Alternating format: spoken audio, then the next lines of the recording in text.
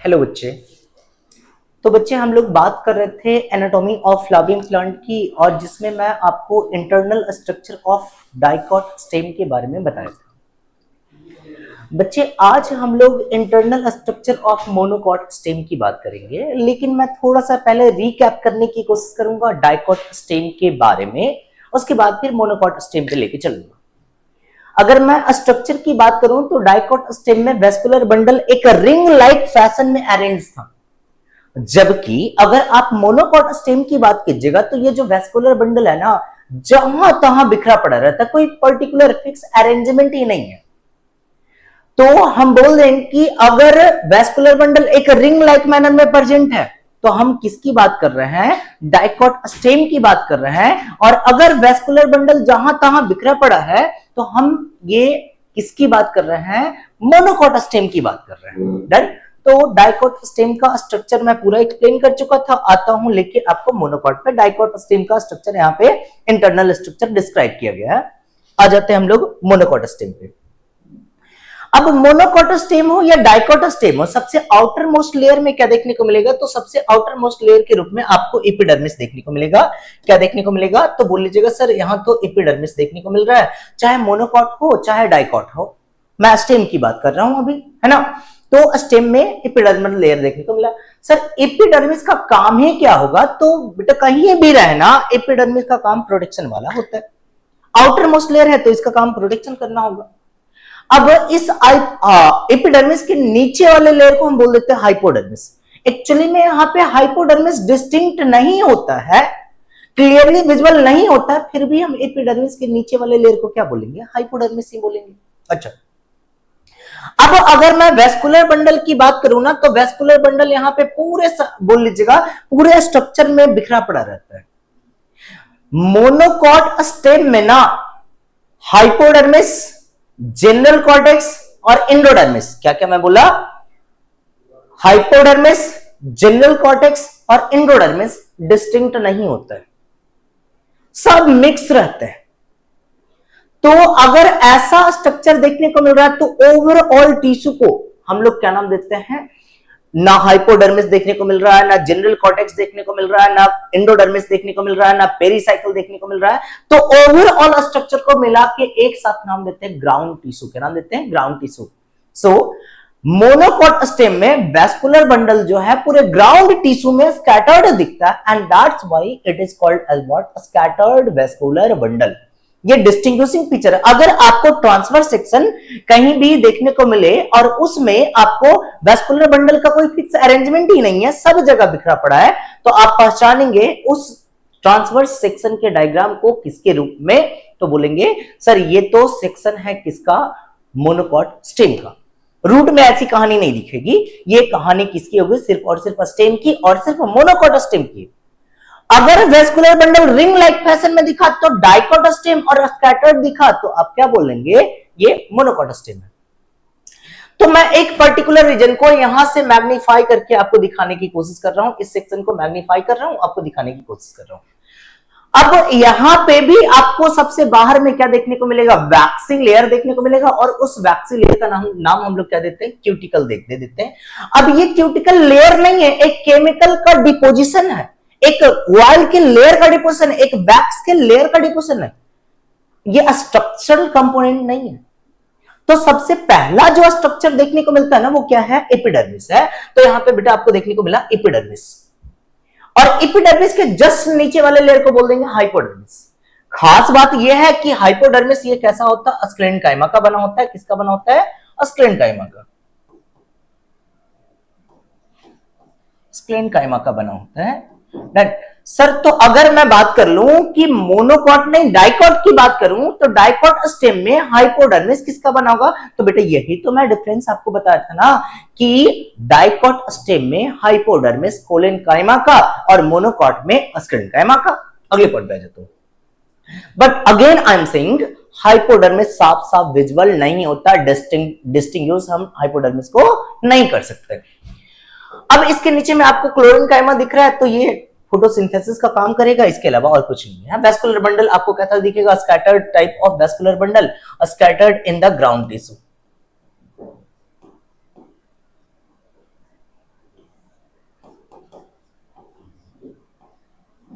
Ground tissue. Sir ground tissue ही क्या होता है, मैं पहले समझा चुका हूं, लेक्चर नंबर 1 में बताया हूं। अगर एपिडर्मिस के नीचे और वेस्कुलर बंडल को छोड़ के सारे टिश्यू एक जैसे रहे, मिक्स रहे, तो सबको मिला के एक साथ हम लोग क्या नाम देते हैं, ग्राउंड टिश्यू। तो ground tissue includes hypodermis, general cortex, endodermis, pericycle, as well as medullary ray, as well as pith. Pith भी यहां पे नहीं होता, तो सबको मिला के एक साथ फॉर्मेशन होता है किसका, ग्राउंड टिश्यू का। और ग्राउंड टिश्यू में पूरे टिश्यू में बिखरे पड़े रहते हैं वेस्कुलर बंडल, और ऐसा वेस्कुलर बंडल है तो आपको मोनोकॉट स्टेम का ही सेक्शन मानना पड़ेगा। अच्छा आ जाइए, अब एक वेस्कुलर बंडल को लेने की कोशिश करता हूं। अब एक वेस्कुलर बंडल को लेने की कोशिश कीजिएगा, देखिएगा यहाँ पे देखने को मिल रहा है प्रोटोफ्लोएम और मेटाफ्लोएम देखने को मिल रहा है ना, और यहाँ पे मेटाजाइलम देखने को मिल रहा है और प्रोटोजाइलम देखने को मिल रहा है। कंडीशन फिर से वही है, ठीक है, कंडीशन फिर से वही है। पहले आपको क्या देखने को मिला, नीचे की ओर आपको देखने को मिल रहा है प्रोटोजाइलम, प्रोटोजाइलम देखने को मिल रहा है, और ऊपर की ओर क्या देखने को मिल रहा है, मेटाजाइलम देखने को मिल रहा है। एकदम आराम से सोच समझ के बताइएगा, है ना। पहले बना हुआ जाइलम, तो जाइलम अगर पहले बना उसका लुमेन नैरो, और अगर बाद में जाइलम बना है तो उसका लुमेन क्या होगा, ब्रॉड। अच्छा बताइएगा कि पहले बना है प्रोटोजाइलम, देन बना है मेटाजाइलम, डेवलपमेंट कैसा, तो डेवलपमेंट बेटा यहां पे होगा भाई सेंटर से बाहर की ओर फोर्स लग रहा है ना, सेंटर से बाहर की ओर फोर्स लगे तो सेंट्रीफ्यूगल। डेवलपमेंट कैसा, जाइलम का सेंट्रीफ्यूगल, है ना। अच्छा अगले पॉइंट पे जाता हूं। अब प्रोटोजाइलम अंदर की ओर है, तो इस कंडीशन को क्या नाम दीजिएगा, इंडार्क। इस कंडीशन को नाम दे दिए हम लोग इंडार्क, डन।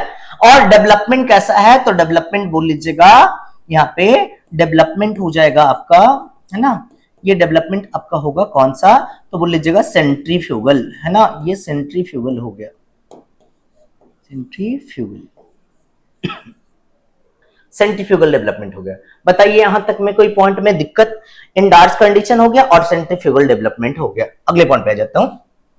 अच्छा एक दो बातें और याद रखनी है आपको, वेस्कुलर बंडल के चारों साइड में स्क्लेरोकाइमेटस टिश्यू होगा, इसको आप क्या नाम दे दीजिएगा, बंडल सीथ। क्या नाम दीजिएगा, बंडल सीथ। फिर से बोल रहा हूं, वेस्कुलर बंडल के चारों साइड में स्क्लेरोकाइमेटस टिश्यू होगा, and that is called as what, bundle sheath. Complete है।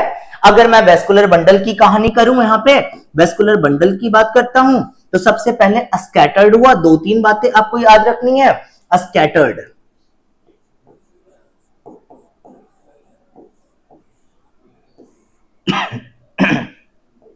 स्कैटर्ड वेस्कुलर बंडल है।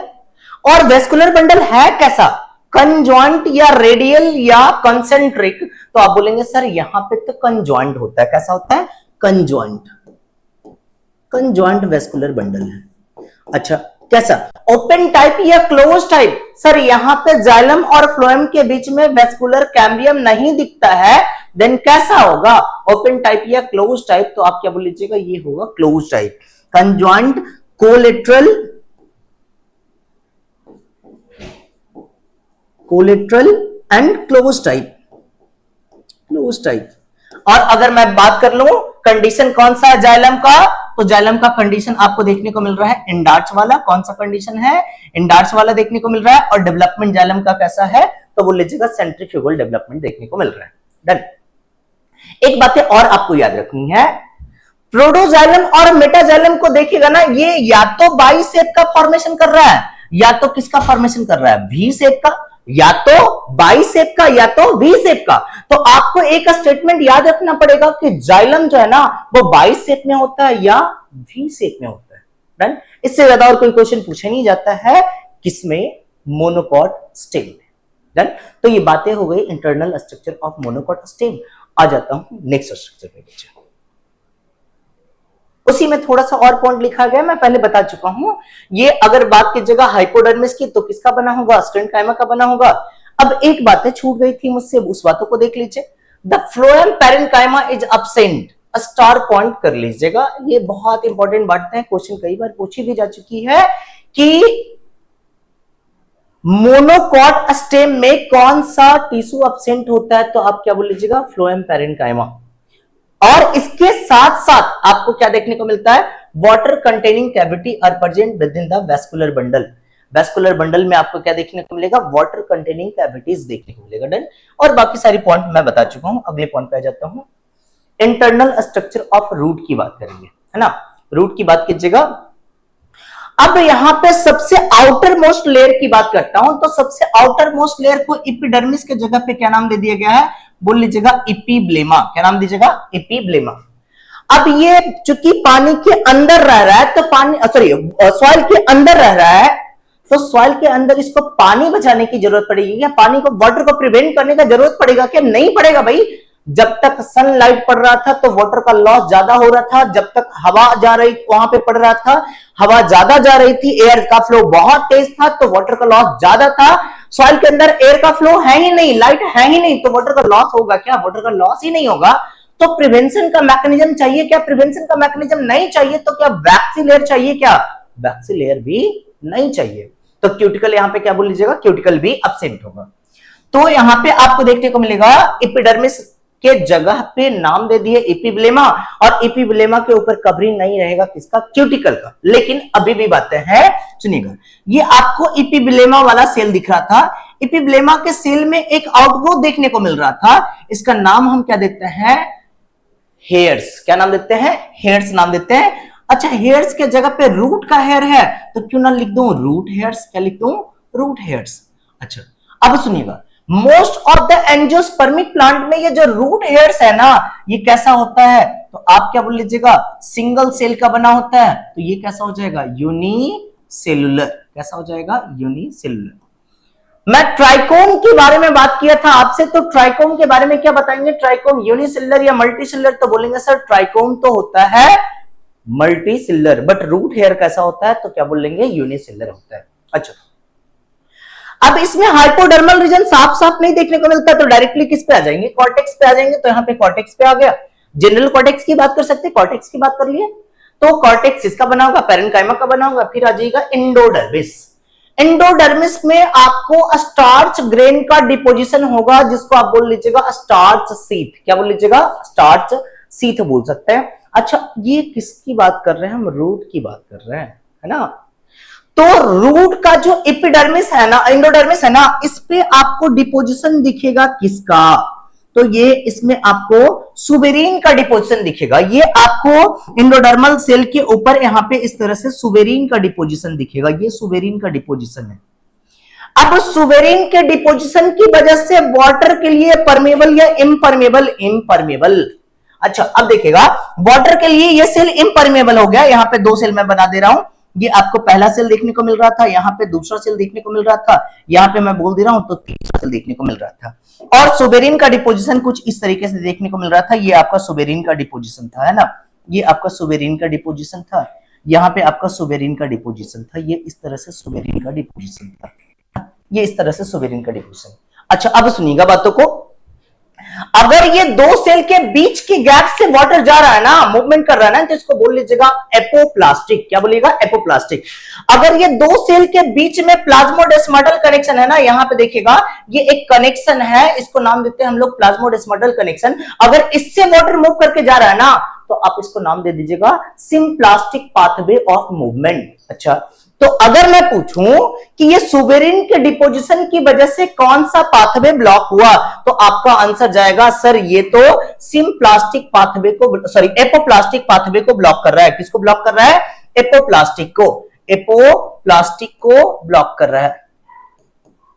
अच्छा, एपोप्लास्टिक फिर से मैं एक बार बताता हूं, देखिएगा, अगर यहां से वाटर मूव करता हुआ, ये देखिएगा यहां से वाटर आ रहा है, यहां से वाटर आ रहा है, और इस गैप के थ्रू इधर पार हो, तो आप इसको क्या बोल लीजिएगा, एपोप्लास्टिक। लेकिन यहां से ऐसे पार हो, इधर वाले रास्ते से पार हो, देखिए ना, एक सेल से दूसरे सेल में कनेक्शन था, प्लाज्मोडेस्माटल कनेक्शन था, इसके थ्रू पास हो, तो आप क्या बोल लीजिएगा, सिम्प्लास्टिक। तो एंडोडर्मिस में वाटर का ट्रांसपोर्ट कैसा, एपोप्लास्टिक या सिम्प्लास्टिक, आप क्या बोलेंगे, सिम्प्लास्टिक। कैसा, सिम्प्लास्टिक, बट एपोप्लास्टिक नहीं होगा। डन। तो ये एपोप्लास्टिक पाथवे को ब्लॉक कर देगा, और सिर्फ यहां पे ट्रांसपोर्ट कैसा चलेगा, तो बोल लीजिएगा सिम्प्लास्टिक होगा, है ना। ये आपका सिम्प्लास्टिक देखने को मिलेगा, सिम्प्लास्टिक पाथवे चलेगा, एपोप्लास्टिक पाथवे नहीं चलेगा। डन। अगले पॉइंट पे जाइएगा। तो एंडोडर्मिस लेयर की बात कर लिया, स्टार्च सीथ नहीं होगा, क्या होगा यहाँ पे, सुबेरिन का डिपोजिशन, रेडियल वॉल और टेंजेंशियल वॉल पे सुबेरिन का डिपोजिशन होगा, जिसकी वजह से ये वाटर को अलाउ नहीं करता है। किस पाथवे से? एपोप्लास्टिक से अलाउ करता है। किस पाथवे से? तो सिम्प्लास्टिक पाथवे से अलाउ करता है। डन। अगले पॉइंट पे जाता हूं। इस इंडोडर्मल लेयर के अंदर में आपको क्या दिखेगा? इस इंडोडर्मल लेयर के अंदर में आपको पेरिसाइकिल दिखेगा। डन। अगले पॉइंट पे जाता हूं। पेरिसाइकिल के अंदर में क्या दिखेगा? तो वेस्कुलर बंडल दिखेगा। और वेस्कुलर बंडल की मैं बात करूं ना, तो वेस्कुलर बंडल जो यहां पे देखने को मिलता है वो आपको रेडियल वेस्कुलर बंडल देखने को मिलता है। आप जहां तक देख पा रहे हैं यहां पे आपको देखने को मिल रहा है वेस्कुलर बंडल, है ना। ये वेस्कुलर बंडल का फ्लोएम पार्ट है। कौन सा पार्ट है? फ्लोएम वाला पार्ट है। ये वाला पार्ट आपको लेवल किया गया है, यहाँ पे फ्लोएम वाला पार्ट लेवल किया गया है। ये फ्लोएम देखने को मिल रहा है। डन। फ्लोएम और जाइलम, फिर से बोल रहा हूं, फ्लोएम और जाइलम सेम रेडियस पे या डिफरेंट? सर यहाँ पे तो साफ साफ दिख रहा है कि ये वाला जो जाइलम है और यहाँ पे आपको फ्लोएम दिखाया गया है, दोनों अलग अलग रेडियस पे है। तो ऐसे वेस्कुलर बंडल का नाम क्या दीजिएगा? मैं सर इसका नाम दूंगा रेडियल, है ना। क्या नाम दूंगा? Radial. Radial vascular bundle. Done. Vascular bundle कैसा टाइप का हो गया? Radial vascular bundle. अच्छा, एक बात और ध्यान देना है।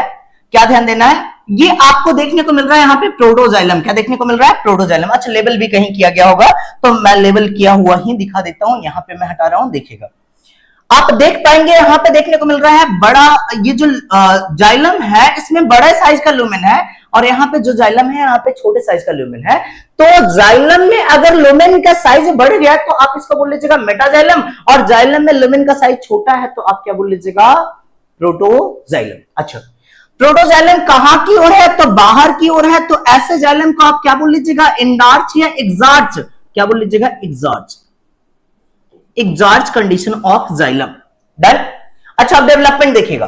पहले बना था प्रोटोजाइलम, बाद में बना था मेटाजाइलम। तो डेवलपमेंट कैसे हो रहा है? बाहर से अंदर की ओर। सेंट्रीपिटल बोलूं या सेंट्रीफ्यूगल बोलूं? अगर फोर्स सेंटर की ओर लग रहा है तो आप क्या बोल लीजिएगा? सेंट्रीपिटल। क्या बोल लीजिएगा?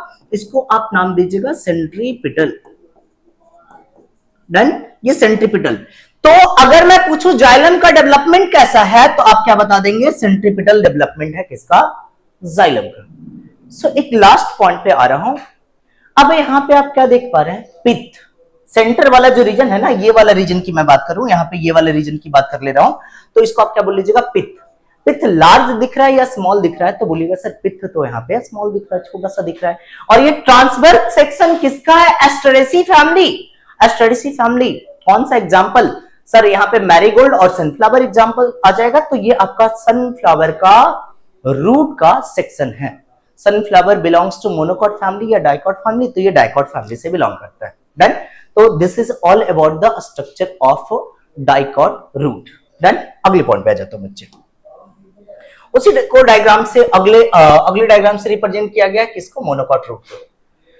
The structure of monocot root is similar as the structure of dicot root, but what is the basic difference? Only the difference is about the number of vascular bundle in the monocot root is higher than the number of vascular bundle in the dicot root.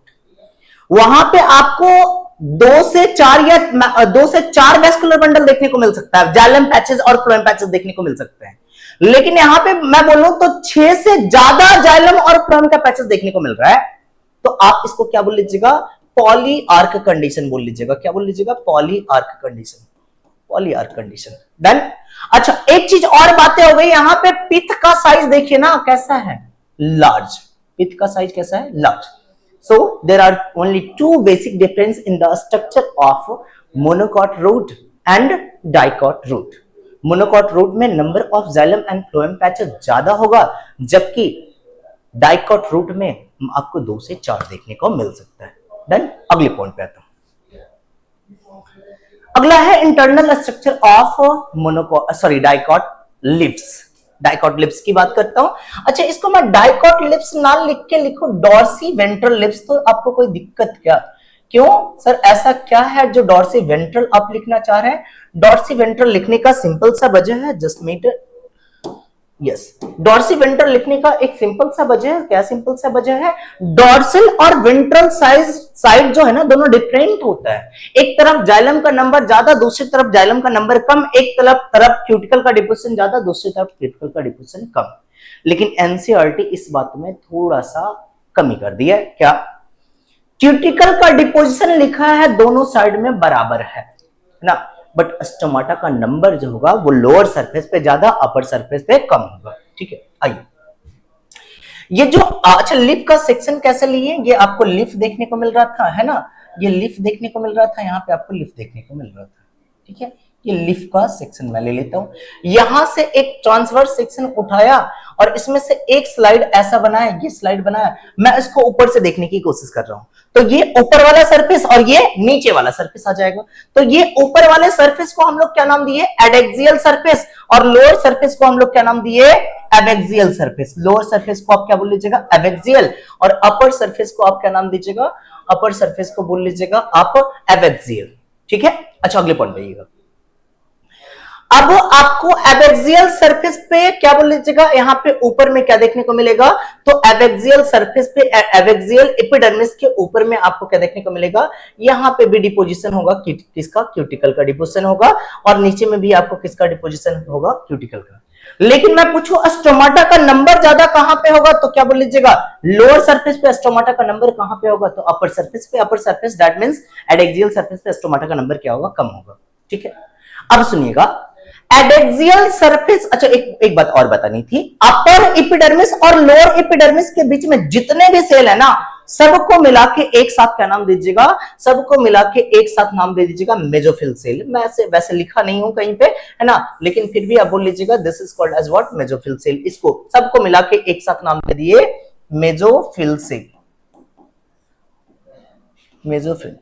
ठीक है, अच्छा अब सुनिएगा, अब mesophyll दो part में differentiated होता है, कुछ एबैक्सियल सरफेस की ओर होता है, कुछ एडेक्सियल सरफेस की ओर होता है। जो एडेक्सियल सरफेस की ओर है ना, वो इलोंगेटेड है, पैरेलली अरेंज है और कॉम्पैक्टली अरेंज है, विदाउट इंटरसेलुलर स्पेस है। देखिए ना, ऊपर की ओर जो सेल है ना, वो सेल कैसा है, तो कॉम्पैक्टली अरेंज है, विदाउट इंटरसेलुलर स्पेस है और इलोंगेटेड है, कॉलमनर सेल है। तो आप क्या नाम दे देंगे, इसका नाम दे देंगे पैलिसेड टिश्यू। क्या नाम देंगे, पैलिसेड टिश्यू, पैलिसेड टिश्यू। ठीक है, और नीचे में जो सेल है ना, वो लूजली अरेंज होता है। लूजली अरेंज होने की वजह से हम इसका नाम क्या देते हैं, स्पोंजी पैरेन्काइमा। क्या नाम देते हैं, स्पोंजी पैरेन्काइमा। ये नाम हो गया इसका, स्पोंजी पैरेन्काइमा, पैरेन्काइमा। देन ये स्पोंजी पैरेन्काइमा हो गया। अब अगले पॉइंट पे सुनिएगा, अब मैं बोल रहा हूं कि स्पोंजी पैरेन्काइमा में इंटरसेलुलर स्पेस है, दैट मींस यहां पे कैविटीज होगा। तो ये कौन सा कैविटी नाम लिखा गया, इसका नाम लिखा गया एयर कैविटी। क्या नाम लिखा गया, एयर कैविटी। अच्छा अब सुनिएगा, अब वेस्कुलर बंडल की बात करता हूं। वेस्कुलर बंडल सराउंडेड होगा, किसके द्वारा सराउंडेड होगा, तो बंडल शीथ सेल के द्वारा। किसके द्वारा, बंडल शीथ सेल के द्वारा सराउंडेड होगा, और इसमें आपको जाइलम और फ्लोएम देखने को मिलेगा। जाइलम फ्लोएम, वेस्कुलर बंडल की बात कर रहे हैं तो vascular bundle conjoint and collateral होगा। कैसा होगा, चाहे मोनोकॉट लिप्स हो चाहे डाइकॉट लिप्स हो, वेस्कुलर बंडल कैसा होगा, कंजॉइंट एंड कोलेटरल होगा। This is all about the internal structure of dicot lips. Next point, अब मैं बात करता हूं internal structure of monocot lips. Monocot lips का दूसरा नाम दे सकते हैं हम लोग iso bilateral lips, iso bilateral, bilateral lips.